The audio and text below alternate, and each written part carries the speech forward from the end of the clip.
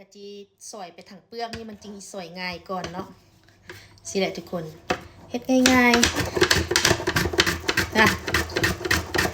คัก ได้ของลิ้นไหมจะกินจืดกล้วยก็เลยไปซื้ออันมะกล้วยแคกนี่มาจืดเนาะทุกคน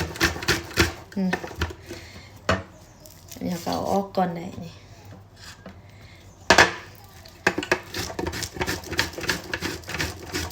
ถ้าเราบ่ใส่เปลือกน่ะมันเราจับมะกล้วยมันจิตะลึงมือเนาะมันจิซอยยากถ้าเราซอยไปทางเปลือกไปสิน่ะมันจิซอยง่ายกว่าทุกคน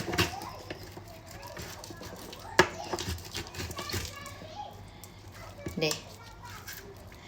ป้าคักแต่คักว่ามีดก็เข้าดีมึงไหมเด้มะกล้วยซอยออกมาเป็นกีบมักหน้ามักบางสามารถเลือกได้คักสุดยอดไปจืนกันเลยทุกคนได้กินกล้วยจืนแท้มื้อนี้แล้ววันนี้เราก็มาตั้งหม้อน้ำมันเนาะน้ำมันร้อนแล้วเราก็ลงไปเลยลงไปทอดเลยทุกคน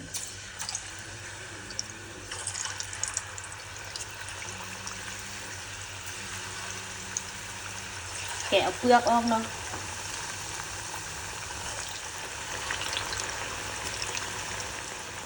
เอาลงไปแล้วก็คนเนาะคนให้กล้วยแตกกันนิดนึง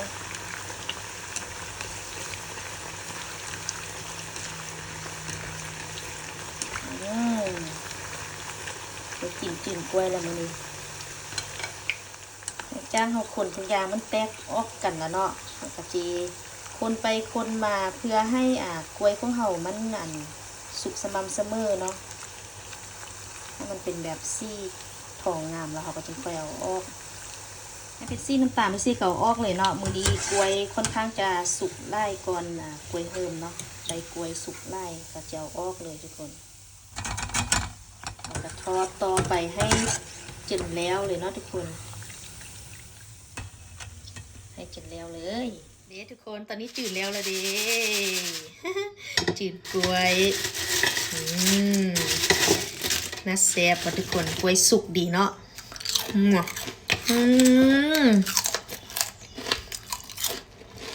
ใช่ครับหวานถ้าเอากล้วยเฮิมมันกะจีบ่หวานเนาะก็มันไปชื่อมือกล้วยมากล้วยมือนี้เท่านะชื่อกล้วยสุกดี